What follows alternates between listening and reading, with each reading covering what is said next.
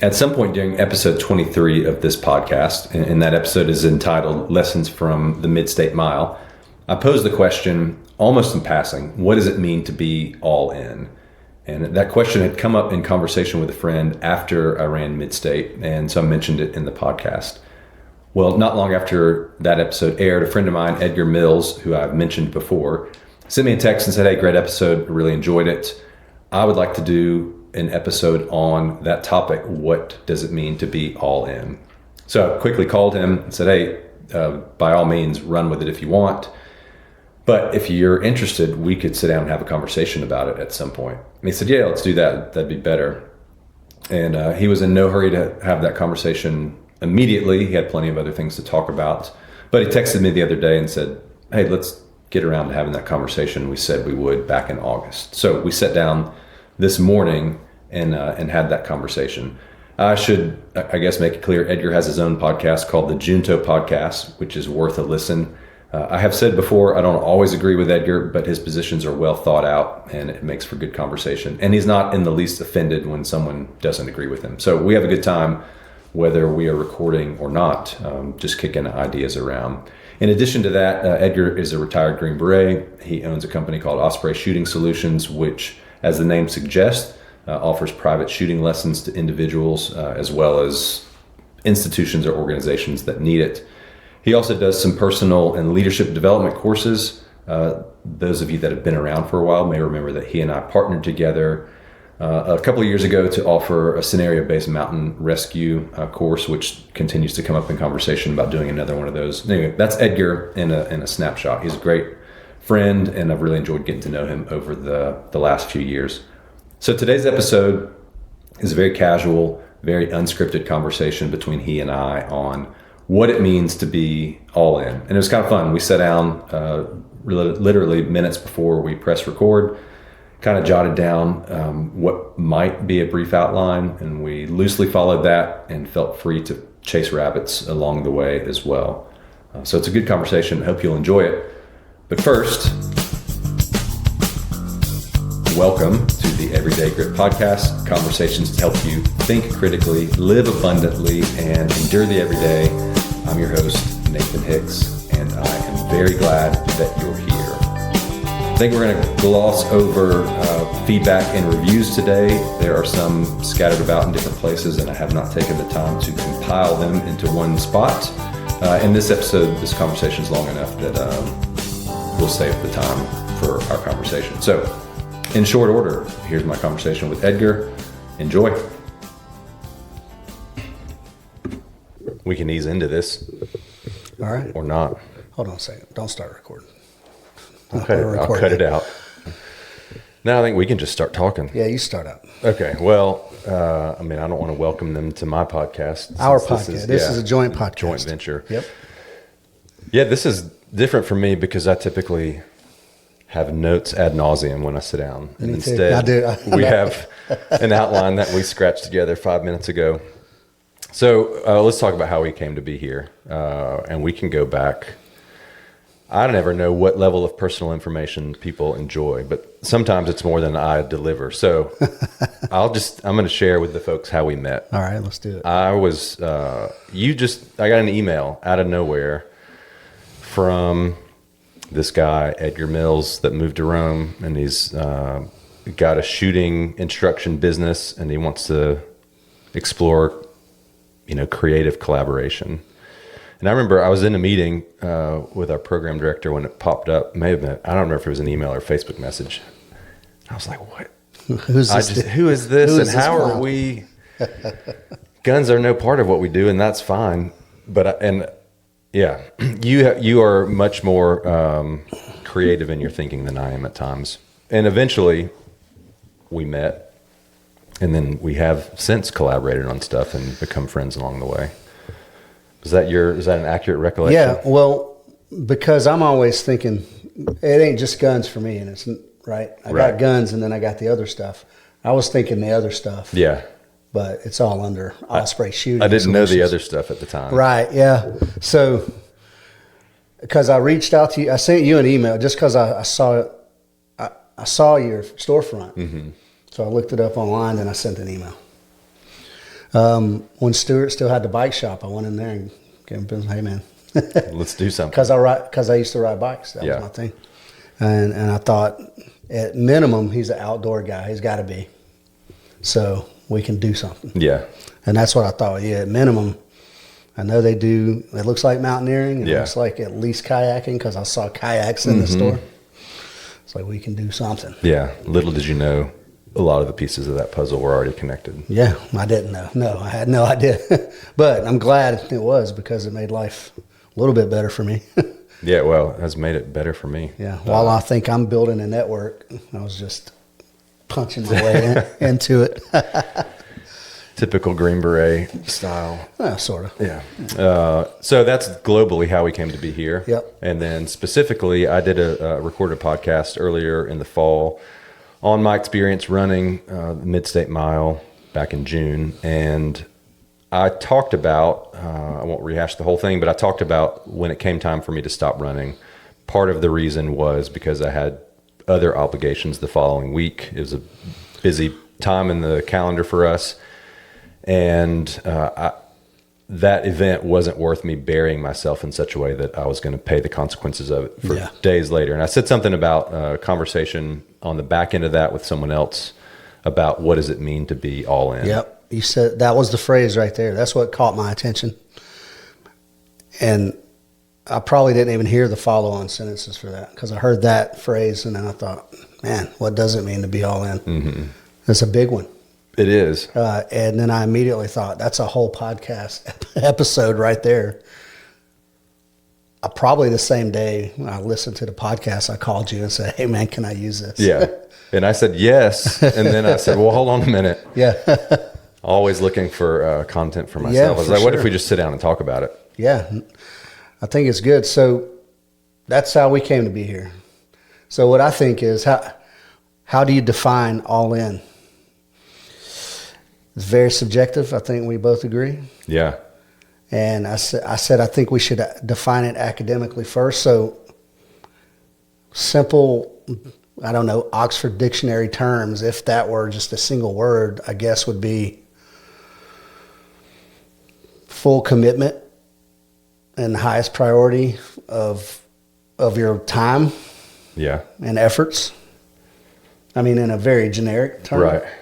I scratched something down last night and I said that it meant to be giving as much of oneself as possible to a certain thing while taking into consideration one's general station or vocation in life and the specific areas of responsibility therein. Holy moly, very eloquent. I was trying to... But the problem is and we're going to get to this, I'm sure, but not everybody takes in consideration right. the other aspects. Right. Some guys are all in. Yes. Forsaking all else. Right. and there's a time and a place for that. Yeah, no, there is for sure. Well, if that's our, I think each of those are kind of chipping away at the same thing. Yeah. If those are our working definitions, just kick around context, either that you and I have experienced where we've kind of had to suss out what does it mean to be all in, or it doesn't have to be limited to things that you and I have done, but... Well, yeah. Well, let's talk generally family, right? What the first thing we got there is, what does it mean to be all in for family? So, I'll give an example. My dad, now we weren't a very emotional crew, the Mills boys, but I would define my dad as being all in for family. So much so that now, my mom and dad divorced early. He remarried to a lady.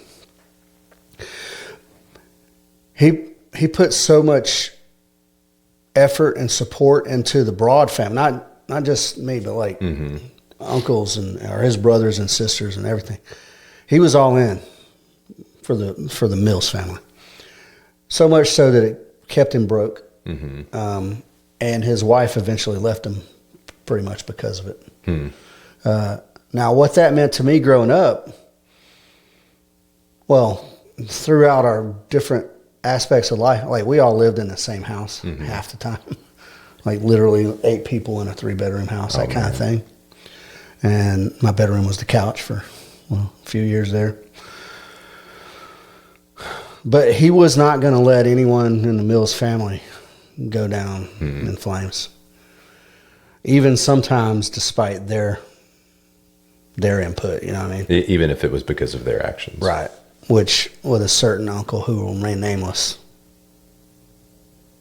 Yeah. So that all I got from that when I was growing up, I didn't get any deep altruistic, selfless thing. Mm-hmm. It was just the way he was, and it's the way it was. Mm-hmm. Dad was the guy who helped.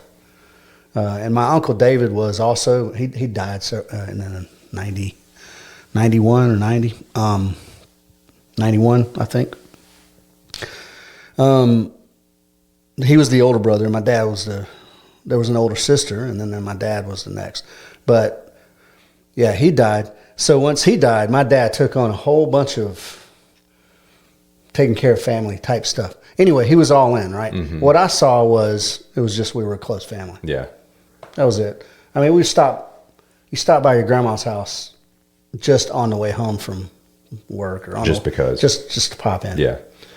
Make sure everybody all right. Well, you got that characteristic from your dad then, didn't you? I mean, I see that. Well, I don't know, but that's how my dad was anyway. Yeah. But so that's what I call being all in for family, right? And to the detriment of his marriage. So was it good or right. was it not? I don't know. Yeah. Yeah. I mean, and again, it's hard to speak in a vacuum because already we're getting into trying to place the right emphasis on which priority. Right. Yeah. And that it's sometimes difficult to do that even when it's coming from a generous, charitable place. Yeah.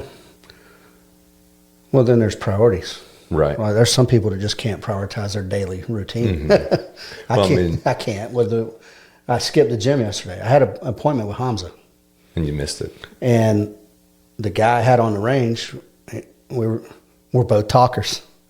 And we went long anyway on the training. And then we talking about things. I'm looking.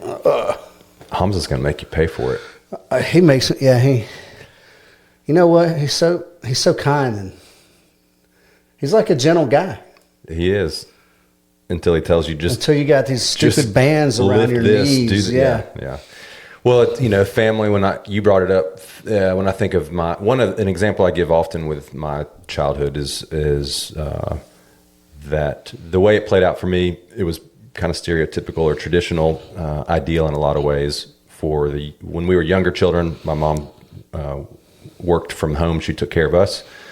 My dad worked, and they made whatever sacrifices financially they needed to do to make that happen. I remember my dad was a CPA, and I remember a lot of childhood things that he wasn't there for because it's busy season and I've got to go do people's tax returns. Yeah. But I never felt slighted. I never felt like he wasn't showing up for me. And I can only credit that to just the way that they balanced the things, and I knew the reasons why he wasn't there if he was there, and that's good. So all in, I guess it did strike some sort of balance. Well, it sounded like he was able to prioritize. He could work life and home life and all that. You got coffee right there. I don't think the video will pick it up, but just there you go. Character. Well, I said to you on the phone the other day that you've lived this all in as a kind of a necessary requirement of your chosen profession for a number of years. All in looked very different for you because you were not in proximity to family. Right. They were still obviously there and a consideration for you, but you're across the world. Yeah, that's right. A lot of that going on. If anybody asked me, I would have said family first while I was gone. Right. And I was gone a lot, especially my first few years in SF that's when they squeeze in all the schools and all the stuff, like the first couple of years. So even if you're not deployed, you're going to a school. Yeah, you're going. And we were in Germany at that, which means you got to go somewhere else all the time. So I was gone a lot. I would have said family first. Now, that's not 100% true because I was kind of wild, drinking with the boys and things like that. But I don't know. We're about to get in some deep nuance here, but any day, any time would die for my family, Right. To keep them from harm. But would you not go out with your buddy you hadn't seen in 3 years, Right. and To come home and pound a couple gallons of Guinness? Yeah. You know what I mean? Mm-hmm. So yeah, there's. I would say, I'm all in for my family, 100%. And I've mellowed and matured and all those things, but yeah, priorities. It's difficult. Yeah. And we're probably going to say the word balance 8 million times throughout this. Yeah. It's a difficult balance. Another example, and I think I've probably talked about it in podcasts. I mean, you mentioned a fitness endeavor where there's a big training block involved to try to, get the outcome that you want when it comes time to do the event. And it's the same. I mean, I just feel a lot of, I don't know if responsibility, I don't know what the right word is, to sort out the tension where even when that is higher on the priority list, it still is not ultimately the priority. I'll ditch a run if something pops up at work that's important enough, or if something at family goes differently than expected that day and I need to. Yeah. But then there are also days where, no, I'm going to kind of hold on to that run. Yeah. And well, that's the question. Are you all in? I think you can, even if you skip the run. Right. Because ultimately, I don't care what it is. Ultimately, I think family issues take. Yeah, they kind of, it's like a trump card. Yeah. When I listen to you or when I'm listening to John, his podcast, him and Becca, to do all the training up to one of these ridiculous runs. I say ridiculous because I'm never going to do anything like that. I just don't see it ever happen. You have to be all in. You can't be in my shape right now and be like, oh yeah, man, I'm going to go do a 100-miler with Nathan. Well, I would say in that context, all in at least means that it's consuming a fair bit of mental energy. Because if I'm trying to arrange the week so that I don't miss a workout, or if I see that I'm going to have to miss one and I'm trying to reprioritize, okay, well, if I'm missing one, which one should I miss? And it's kind of a constant shuffling. So in the least, it occupies from the time that I say, with certainty, I'm going to sign up and run this thing, to the day that comes. All in at least means I'm thinking about it all the time and trying to shuffle the cards in such a way so that family isn't neglected, work isn't neglected, and I get the workout in, and I do all that without losing my mind.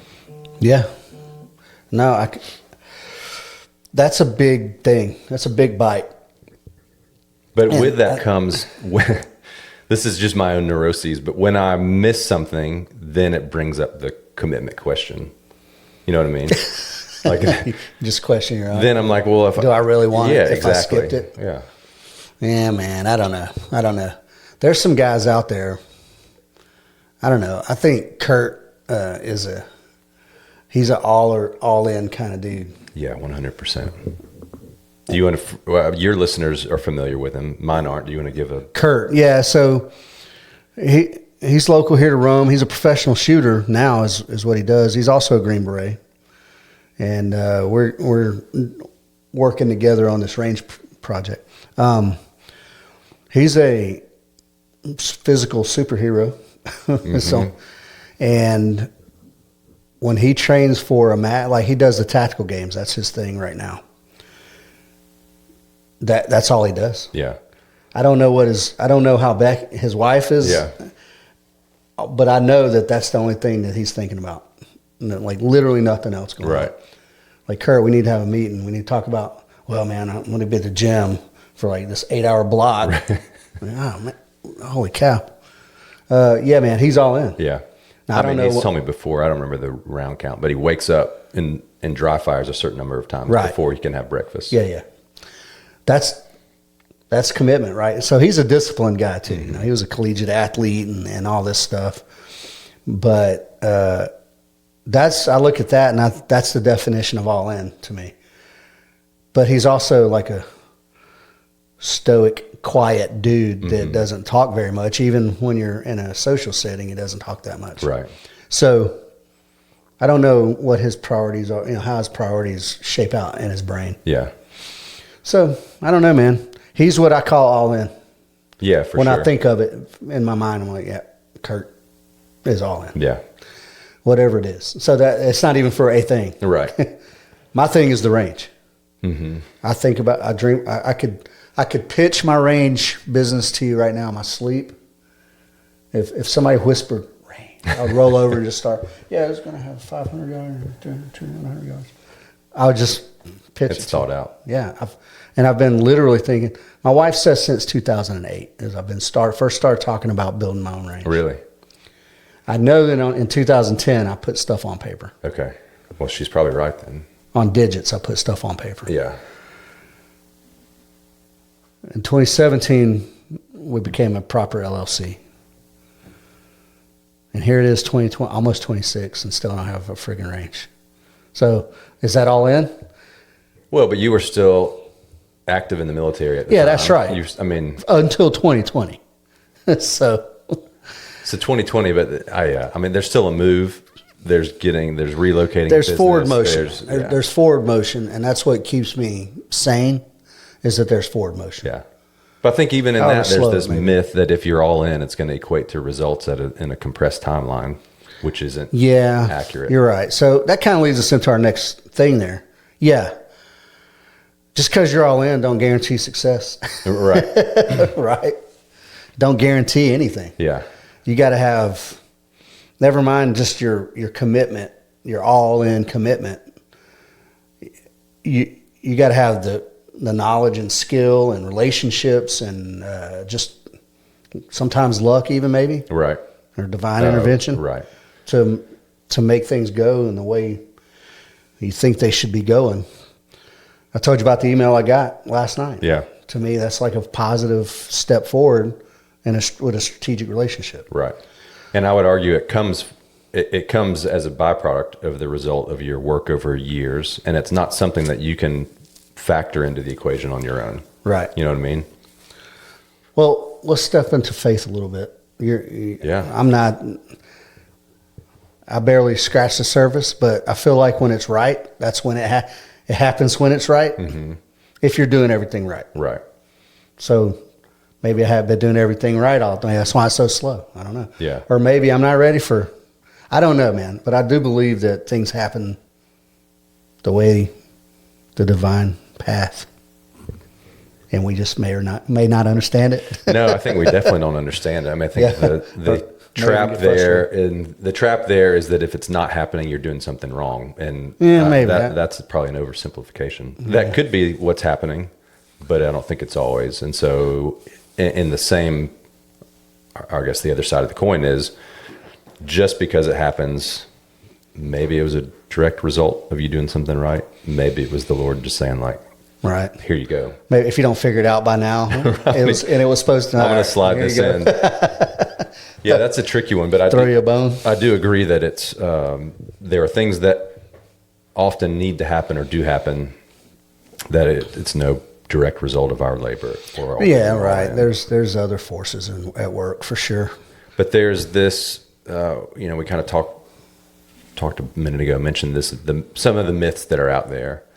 I'm bad or good depending on how you want to say it. I have a habit of deconstructing things that I see on social media, and it doesn't take a lot. I mean, it just takes a little bit of paying attention, and you can see inconsistencies in what people post, and I wonder, these people with massive followings, am I the only one that sees that, this person said he's all in, he's going to commit to run X number of miles per day for the rest of the year, and then maybe you get one other mention that's just crickets, and I'm like, how's that running going? Are you following through? Yeah. Are you as all in as you got the social credit for mentioning it, and you got the attaboys, but are you still doing it? So I'm pretty, like I said, I have a habit of deconstructing narratives that I see, but there are some myths I think perpetuated about what it means to be all in, how, quote unquote easy it is to be all in.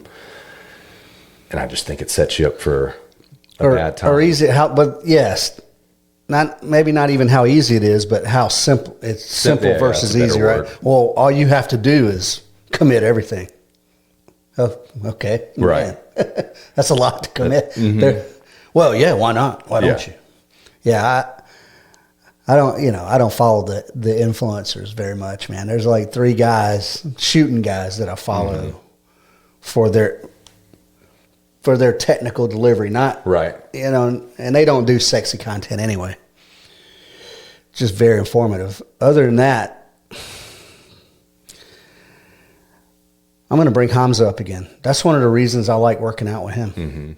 He's not a gym bro. No. He's just a quiet. But he's got the chops to be if he wanted to. Oh, yeah. Oh, he could. Yeah. He's a beast. Yeah. An absolute beast. But it's just like, all right, do this 1,000 times. So what that does for me is, well, it's all me. It ain't Hamza's hype or any, you know what I'm saying? Right. It's not false hype. I was never one for the false motivation anyway. Yeah. That was a catchphrase in the Army. False motivation is better than no motivation. I don't know. I beg to differ. Yeah, you got to find the real thing. Motivation isn't even much of a thing for me. Like, priorities is what I call it. Like, I just have a priority. Well, you're motivated to do that. Well, it's my priority. It's just what I'm going to do. Right. It ain't a motivation factor. But yeah, the influencers. Yeah, and some of these guys are incredibly talented, or incredibly fit, or some incredibly skilled even. But it just seems somehow, I don't know, man, disingenuous.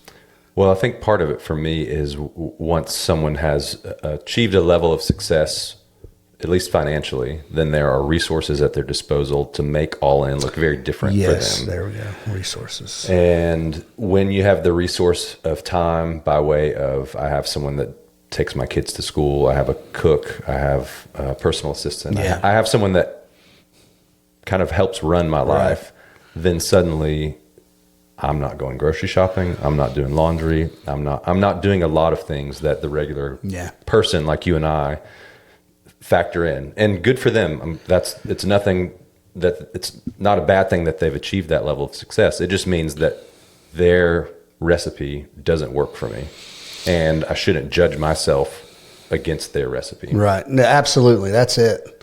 Because everybody's cooking something different. Right. Yeah. We've got different ingredients to work with. Everybody's cooking something different. I'm not trying to match what anybody else is doing in any way. I'm not trying to be overtly different either. We're just individuals with different paths, different backgrounds, different resources.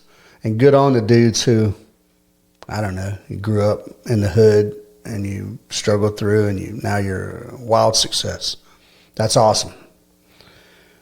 But that blueprint doesn't fit for everyone at all. And even a lot of people. I don't like the mindset. I don't like to use the word mindset very much. But in my other, in the 2 team guy stuff, it's leadership development and team building.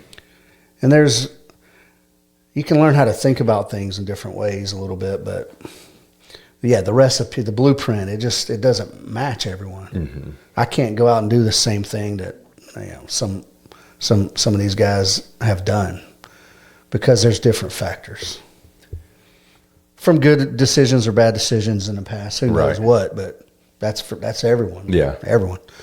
So yeah, those influencers, I get the feeling, maybe this is just a personal feeling, but I don't know if there's any evidence, but I think they're starting to lose juice. Like that whole thing's starting to lose a little juice. But then the smart ones are pivoting to try to I'm a little cynical. Uh-oh. They're pivoting to communicate something that now seems more authentic and less packaged. But I still seem to deconstruct it in such a way that it seems artificial. I talked about that a little bit on one of the episodes I did, citizen journalism and all that. I talked about some of these famous news people who are now like doing podcasts out of their basement. Yeah. But but it's never still, mind. There's still a production team. Yeah, it's just right. And they're trying to throw out that authenticity card. Yeah.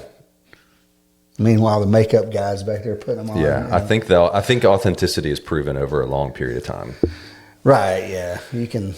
Yeah. That's right. I just had this thought. Do you think I don't know if it's devil's advocate, but at least consider something that I haven't until now. Do you think the fact that you and I are where we are in life, meaning like we're generally okay, inhibits our generally? I think we could each rattle off ways that we could be a lot better. Yeah. But neither one of us are wondering where we're gonna what we're gonna eat tonight, where our meal's coming from. No, we are in the first world. Yeah, first world problems. Right. Me and you have first world problems. But when I think of someone that is coming out of a background that's far different, whether it's poverty or addiction or whatever, the need to be all in and kind of forsake whatever comes from being all in is heightened. And so I think of an example of someone who didn't grow up with a family that they knew loved them. Maybe they grew up and I don't know, there were just bad things all around and they committed, I'm getting out of this. Probably all in for them looked different. It looks different. Yeah. And, we were talking about fitness. That's a little it's not, that's a lifestyle really, but fitness is a little superficial compared to I'm trying to escape right. sexual abuse or something like that. So yeah, that all in might be a little more, what's the word? Tangible, but like more emphasis. Right. A willingness to, to take whatever comes with. Right. Yeah. Focusing on a singular thing. Yeah, man. That's a very different context, but yeah, man. People who are working their way from like that, whatever the lowest of the low is, their all in is probably completely different, and it might have very different consequences. Like failure has different. If you go to do a 100-miler and don't finish it, your feet hurt and you're tired for a week. Homeless guy goes all in and don't finish it. He's winter's coming. You know what I mean? Yeah. Yeah. So yeah, I think different potential consequences create a different, I don't know, man, motivation. Yeah. Right? And I think a willingness to forego whatever comes with being all in. Part of that working definition was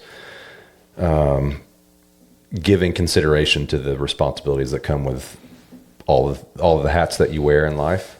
And if you kind of more or less say the only hat I'm wearing is getting out of poverty and having a roof over my head and consistent food to eat, then you kind of don't care whatever else you let go by the wayside to make that happen. Yeah, I can see that. And I can see that. And then on the other end of that, though, is people who are not in that situation. People who pursue a hobby with absolute 100% all in gusto and then neglect their other duties. Because there are other duties. There are. Especially if you got kids. Mm-hmm. Or a job. Like me and you are kind of fortunate that my job is whatever I say it is. Yeah. Now, at some point, if I'm not making money, I got to start. Right. I got to start thinking. There's at least the myth of flexibility. There's some flexibility in a way that, that's right.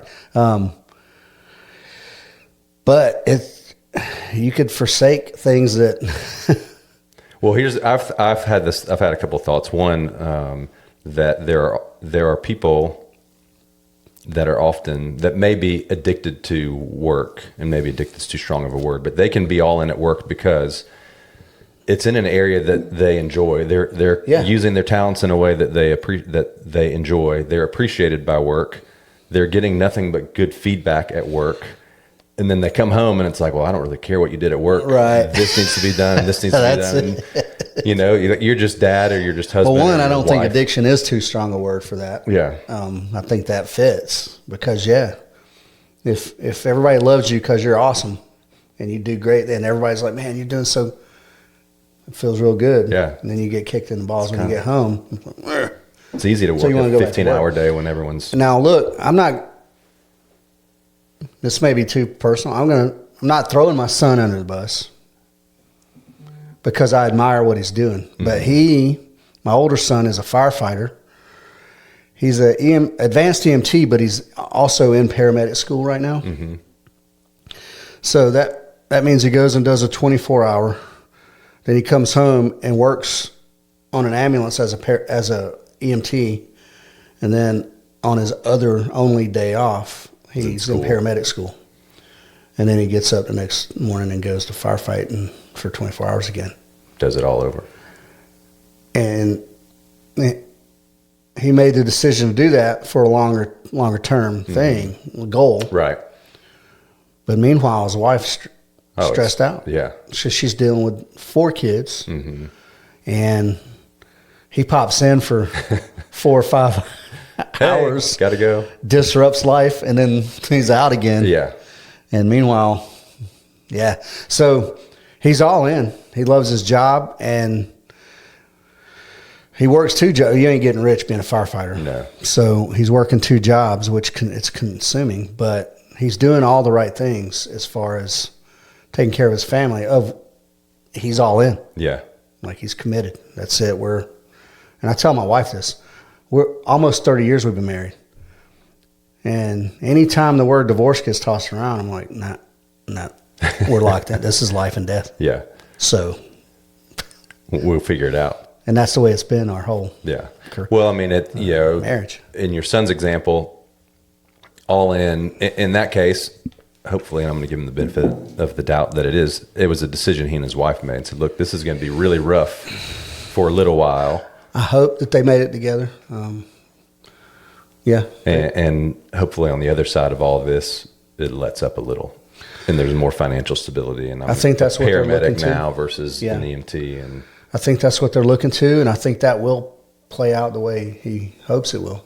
Because he's doing good. He's good, and he's one of the higher level students in the paramedic piece of it. So, would your wife have said the same thing about you when you were at SF? She did. Go My do wife those things. supported You me. pop in for a minute. No, she was all in. Yeah. Yeah, she was on board. She supported me 100% all the time, every time. Because we discovered early in my life, the Mills, and I'm going to attribute this not to my dad but my mom, we kind of have a forceful personality. Or not forceful. Maybe. Big personality. Big personality. In a no-frills way. It's all about job satisfaction for me. Mm-hmm. Money is whatever. If I can pay the bills, life is good. I have to have some fulfillment in my job. Mm-hmm. We discovered that very early in the game, and she was like, okay. Didn't drive on. Do what you got to do, yeah. And we made a decision for her not to work because of the kids. So I think our kids are well adjusted because of that. But they did go to public school. But we were very active. Well, I was active when I was home. She was active all the time. All the time. And proactive and vigilant. So she supported every bit of it. And now she supports the range begrudgingly. But she can see that, like, if we get this thing done, it's a good thing. Because I'm doing the range for legacy, right? I want Zeke to be the guy running the show, like, in 2 years, 3 years maybe. But, so anyway, your family's got. So your all in can be yours, right? Is it your family's? Yeah, and that if can not, create a whole whole bunch of friction. Yeah. Well, I think, to whatever degree I have flexibility in my job now, and there are sometimes I would argue I still don't, it has come on the back of early on, there was none. I mean, whatever higher ground needed, higher ground got. And that was a decision Tanya and I made when we started it. And, once before we hired a program director, there's kind of run up where you're just increasing the capacity of the organization as much as you can. You still don't have the money to bring someone else on, but you're like, if we work really hard, we might can squirrel some away, bring someone else on. So in that period of a year or two, if there was a thing happening, I was there. Yeah. And then I was doing all the back end stuff as well with her involvement, of course, too. But And so I think of that now, I would say it's still, I'm no less busy. It just looks different. And on some days I can arrange the busyness to suit other parts of my life. That's how it is. I joke, it is a joke, but I tell people if I were able to pay myself hourly, I'd be a friggin' millionaire. Oh yeah. Because I log in hours, man. Yeah. Like I'm behind the computer, either building curriculums or frickin' advertisements or outlines for, I don't know, even the podcast. Just a lot. Well, we were having a conversation last night, a brief one about that. I mean, there is, in a marriage anyway, there's the hope that you can figure out a way to construct life so that each of you have the ability to be all in things that you want to be. So if your spouse has things that he or she want to do, they're not at conflict with one another, or where there is conflict of time or whatever, you sort it out so that each of you can live a life that you feel is fulfilling, and challenging, and I envy those few who like open a business together that they both love, and they both that's awesome, man. My wife don't care about shooting. Right. She's like, I want a gun in the house, so when you're gone, and she shoots well even, but I bet those people would have their own stories of how it's hard working alongside one another every day. It's probably a whole different set of problems. Yeah. Family, man. So priorities. Yeah. How do you be all in on your thing and then give the appropriate amount of time to your family and your kids, especially young kids who are still in their formidable 4, 5, 6, 7 years old, etc. Early development. I think there's an aspect of one trying to get the formula as close to right as it can be, and I think it's a moving target, and right is anything but static, and it probably changes daily, if not hourly, in some cases. I'd agree with that. But in theory, one would hope that if I get the mix right, then whatever I'm sacrificing at work to be home with family is going to make me better at work. Whatever I'm sacrificing for family, or vice versa, we kind of become more well-rounded and better individuals, which make us better in all areas of life. Yeah. I'm sure the perfect balance exists for someone in some novel somewhere. Yeah. Otherwise, in real life, I don't think there's a perfect, like you said, I think it's by the minute. Right. Almost like a sliding scale. It's changing. And with that, I would also say the more specific your aspiration in one area of life, probably the less that's possible. And if you think of Kurt as example, he has really specific goals that require a tremendously high level of execution. Yeah. Yep. And it probably does result in less of what some people would call a balanced life. It's tilted heavily toward one way, and that's just he and his wife's. They've got to sort out what family looks like for them in light of that. Yeah, and maybe they're normal, and that's a whole nother thing. Is your normal ain't the same as my normal. Change the same as Kurt's normal. Right. And that's the thing we talk about in my family all the time. Anytime anybody says the word normal, everybody stops and goes, well, define it. Right. What is that exactly? Because I know, I can name you 10 of my friends. Nobody has the same life. Like it's all different. The relationships and just everything, man. So, and that's one of the reasons I'm always carrying on about radical individualism. We're all, it don't matter whether you want to be an individualist or not. You're an individual. I mean, unique in every way. Yeah. And somebody else's answer just ain't our answer. Doesn't work. Nope. But it's challenging because I would imagine there are people that know us, either know us well or know us casually, and someone could look at each one of us, and I think of Jeff at the gym. I think of lots of examples of people that often get viewed from someone else, and it's just easy to think, man, Edgar's got this pretty sweet deal. Like they're unaware of the tension that you experience on a daily basis to sort out my credit score.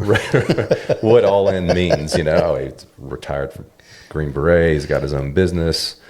Must be awesome. And well, hey, and let's go back. Awesome. There's some guys on social media exploiting the hell out of that. Oh yeah, and it's awesome. Well, I wanted to bring you here under the guise of this conversation, really just tell war stories. Nah, I ain't doing that. Do you ever, I mean, I wasn't going to go here, but do you ever, and there's got to be the urge to play the vet bro card. Like you've got the credentials. No way, man. Listen, let me tell you why. My best friend, Timmy Haynes, I love you, Timmy. He and me, we were teammates, and then we were in the same company, and we were close throughout my whole SF career. We clowned on that even then. Like you're taking yourself too serious. Right. Green Beret's a serious business. Yeah, whatever. But I can tell you now, the public has an entirely distorted view of what the men and women in uniform are out there doing. And never mind. Yeah, sure, man. I'll even go out. I'm very proud. My team, we got a Valor Award in one of our little combat actions there. I'm very proud of it. But it's not, it's nothing you wouldn't have done. No, nobody did anything that any other guy I know outside of probably wouldn't have done. I just happened to train to do that instead of doing whatever else. Nah, man. War stories are good when you're sitting around having a pint with other dudes who know, right? Right. Because you say, oh, it sounds so heroic. No, not really. So no, I don't like the bro vet thing at all. But there's dudes, man. Oh, they lean into it. They ride it, and they ride it for a long way. And there's a segment of society that just loves it. They eat it up. And that's great, man. I mean, I'm glad that people appreciate veterans and all that stuff. Yeah, I am glad of that. But I also tell people there's still plenty of Vietnam veterans hanging around. Right. They're getting up in years. Yeah. But if you want to see some war stories, go read like the Shadow or SOG, the Shadow Warriors or whatnot. Madness. Yeah. Like they were doing some bizarre, like Hollywood copied what they were doing, and you know what I'm saying? Right. In real life. And you're like, that's not real. Yeah. They were doing that stuff. So yeah, there's other dudes out there, and I'm not taking away from it at all, man. I'm proud of my service. Yeah. But I'm not taking away from it. But there's some dudes out there like accused of wife beating, accused of stolen valor, who have done dubious things that they tried to cover up that came out. I got enough skeletons in the closet. I ain't trying to, one, be hyper judgmental, and two, pump myself up to be something. Well, I kind of ran a rabbit hole there. There's your war story. Yeah. But the point being, it's easy to look at someone else and just figure there's not much tension in their world of trying to figure it out. Yeah. Because they own a business, they run a business, Well, I look at you the same. I look at Jeff the same way. Yeah. I don't know what's going on in Jeff's life. I wish I owned a gym. Yeah. And I like the way it is now. It's awesome. Right. I like the brick. I like the whole thing. Yeah, I don't know what's going on. We talk a lot, so we are each well acquainted with one another's right. Yeah, tension. Y'all are buddies, right? Yeah. Y'all are good buddies. So yeah, he's probably got his own set of stuff going on, man. So it's difficult, and as we said, it looks different for each one of us, and there's a high level of responsibility that comes with trying to figure out what the right mix is for each one of us. Yeah. And you can't always look around to figure that out. You can get little nuggets of advice from people or pieces of wisdom from podcasts or from influencers or from whatever. But you just got to put it in your own, you got to squeeze it into your own puzzle there, because you can't just, once again, the blueprint is only for one, it's unique. Yeah. I think even this conversation, though, we could make a lot more off of it if we just changed this conversation and said, this is the way all in is. And Oh, yeah. if you don't do this, you're wrong. Fix yourself. And you're a fool. And Or un-F yourself. Right. Just do this and un-F yourself. Yeah. Take this much protein every morning. And that'll solve it all. No, they're it'd be cool if it was like that, but it ain't like that. Yeah. Yep, it ain't like that. Well, where do we go from here? How would you advise someone who says, "Man, my life, I don't know if it's a mess or not, but I'm kind of always trying to figure out how to be all in the things that matter most. Where do I start?" Well, let me here's the thing that I'm kind of proud of. In my career, well, when you're an SF, right, a lot of times you're somewhere and you get some infantry guys attached to you or whatnot. I still got, there's probably 5 or 6 dudes that I've worked with over the decades who call me up once in a while. Mm-hmm. And half of them still call me Master Sergeant, which is aggravating, but they'll hit me up with some like deep life, like, hey man, what would you do? Yeah. Or what do you think I should do? Or how can I fix this? Yeah. I'm like, and I give them my best answer, but also like my answer is only, it's founded in, especially if it's something I've never like really had hands on, you know? So, but I'm very proud that they still call. Mm-hmm. And I try to give the best good advice, but how do you move forward? You have to be able to prioritize, I think, like your life. Yeah. So the balance that we kept talking about, you got to figure out how to balance that. If you don't know what's important to you, you're just going to flounder around anyway. Whatever it is, you got to know what's important to you. And if it's your family, then you got to act like that. Right. And if it's winning a 100-mile race, you gotta. That's got to be the thing. Can you disregard your family when you're training for that? No, you can't. No.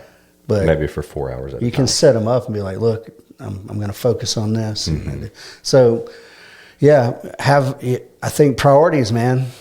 A lot of people just can't prioritize their life correctly, organize it. And there's some people out there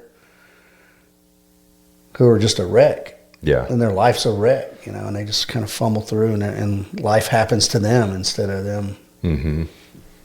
I know people like that.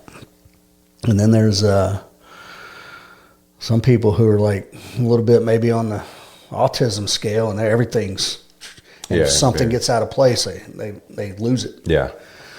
So that's a little crazy too. Mm-hmm. I don't know. Balance is hard, man. But that's the goal, I think, isn't it? Yeah, I think balance is, it depends on how you define balance. I mean, I think there's a myth if balance means giving equal attention to everything in life and that somehow balances the scales. I think that's inaccurate. That's a very literal definition. If it means applying the right amount of attention to each thing in life. So I'm going to do a visual here. It's hard, and I explain this when I'm explaining shooting, speed versus accuracy. Mm-hmm.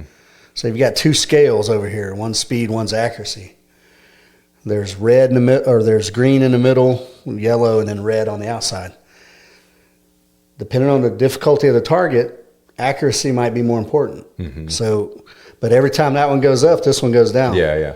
Once you get into the yellow down there, you got to, all right. You got to bring it back the other way. You got to either hold or to start to figure. And that, that's with target difficulty, right? But now we got life difficulty. So if I'm all in on shooting matches, like I'm chasing matches week after week after week, and I'm up here and my wife's down here friggin' stressing out. Yeah. I've got to bring it back, man. Right. Maybe not equal, but got to get it back in the green. Slack back in the green, man. Yeah. Yeah. I'll put it this way, and I caught wind that it's a mutual friend of ours was potentially going to do something pretty big, and it would be pretty life altering, at least for a period of time. So I shot him a text, said, "Consider these 4 things. There's my unsolicited advice." And then a few days later, he called me and said, "Hey, thanks for your unsolicited advice. Could I solicit some advice from you now?" And we essentially kind of rehashed those four things. And it was, do you have a feel that there's a clear mandate or nudge from the Lord to do this? So let's check that box. That's a fair one. How does this impact your family, wife and kids? The third was, how does this impact you and your ability to maintain some, mental health, kind of maintain who you want to be, who you are. Yep. And then how does this affect your impact in the world around you? Because you are making an impact in what you're doing now. If you shift gears, the impact is going to be shifted, at least for a time. And so those were the four things but as we talked and had a conversation about all of them, you could rationalize a case for either way, either go do this new thing or not. And you could kind of rationalize it all the way down. And what I said, so then we came back and said, I think to me, where that leaves us is, this is a family decision, and you and your wife, you need your wife not to be like, I don't want you to do that, but I will support you. It needs to be more of, let's decide together. Yeah. Because the impact is going to be felt, just like your son's family feels the impact of him doing what he's doing now. Yeah. And now if his situation had been different and any one of those other things had been different than they are for him, maybe that's not where he would have landed. But I think in the end, he didn't have a clear sense of making the change, and he stayed put. But for me, it's hard to get around. It's hard to get around the family piece. Well, look, man, I never heard it laid out quite that. That's pretty four simple steps. I try to make lists. Probably apply to life, anything. Yeah. Is the Lord guiding you to do it? How does it affect your family, which has got to be number one, or it's number two? Yeah. How does it affect you, and how does it affect your community, the world around you? Man, I'm holding on to that. Yeah. I can send you the text too. That's it, man. Yeah. Yeah. One, is that the path that, well, what if you don't believe in God? Well, most of our listeners probably do. Yeah, in some way. But I got some bizarro listeners, and I love my bizarro listeners, but they might believe in some freaking crystals or something. I don't know what, but I think when you're doing right things, you feel it's right. Yeah. Not superficially, but deeply. Right. And that's the Lord guide. What do you think it's crystals or whatever? Mm-hmm. But so yeah, man, that's brilliant. Is the Lord guiding you? How does it affect your family? How does it affect you? Now, some people would argue if you think the Lord's guiding you, it doesn't matter how it affects you or your family or the world, right? Yeah, that's a dangerous. I mean, I cringe anytime someone says the Lord told me to. Right. Because there are a lot of layers to how that gets affirmed and quantified. That's right. And I simplify that with how sharp is your antenna? Right. Like, are you picking up the right? Yeah. Just because you want something really bad, don't mean the Lord's guiding it. Yeah. Please don't take that oversimplification and run with it. I mean, there's layers to every one of those steps. And yeah, well, there's whole religions built around is the Lord guiding you to do this? Yeah. Or not? But yeah, man, I think if you got a firm grasp of your own faith. Well, the Lord is fair, He's right? never going to instruct you to do something apart from that's contrary to Scripture. It's usually going to be affirmed through something you read in the Bible. It's usually going to be affirmed by people around you who are walking with the Lord. Right. I mean, there are kind of ways to have a sense about it versus. I made sort of a semi-flippant joke, like is the voice of James Earl Jones going to come out of the sky and be like, Edgar? That'd be nice. Yeah, that would be nice. It'd be awesome. Please, man. Yeah. Just give me that. Yeah. Otherwise, you have to be really sensitive and, Well, and like this guy was seeking counsel. Yeah. It's important stuff like that. You got to have a homie to go to. Yeah. I said that with my therapy one. I prefer homie therapy over other therapy, but always you got to have somebody to go, hey man. Yeah. What do you think? What does this sound like? Yeah. Are you sensitive to what the Lord is guiding you to do? Some people's antenna ain't up. No. And some people's got, omnidirectional antennas all over the place, and they're picking up all kind of white noise and garbage. So, well, and even if your antenna's tuned in, it doesn't always take you don't always know it for sure until after the fact. Yep. And it doesn't take the courage and fear out of the decision making. Yeah, that's good. Those 4, I like that.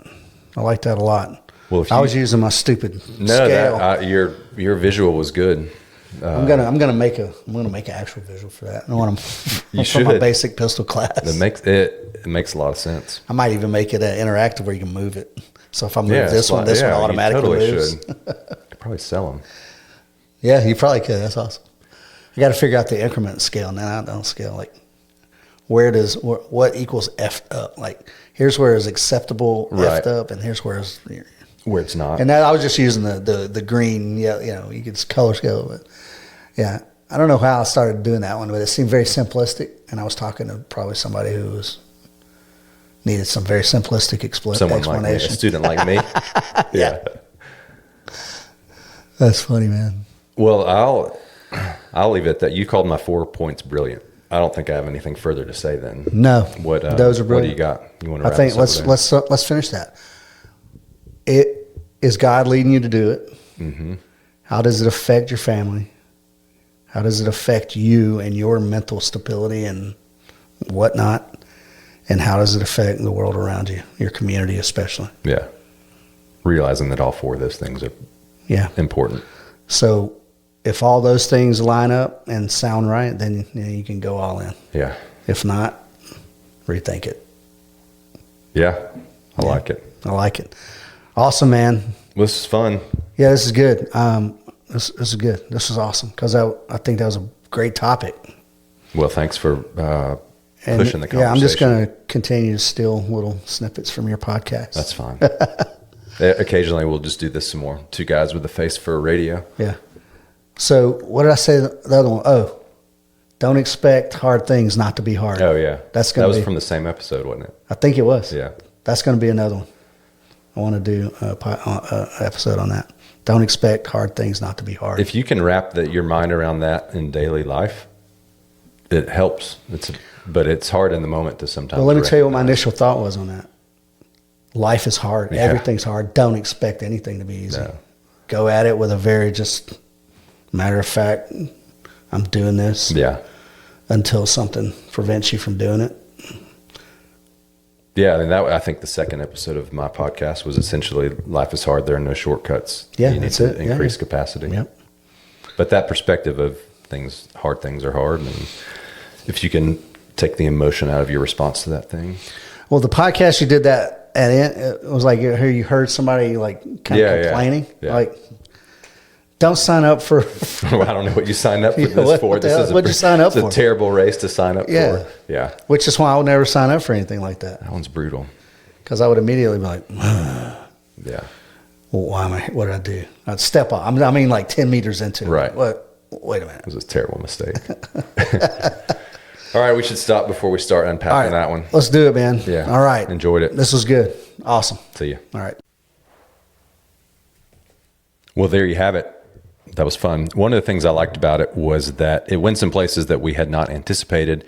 And even the way it more or less resolved with those 4 bullet points was not something that we had planned or that I'd even necessarily considered as content for this episode. It just kind of came up organically and naturally in conversation. So that was fun on this end.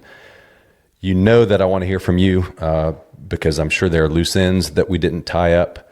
Edgar and I are both, I would say, pretty measured individuals. And so for those of you that are not, maybe you think we missed the mark entirely.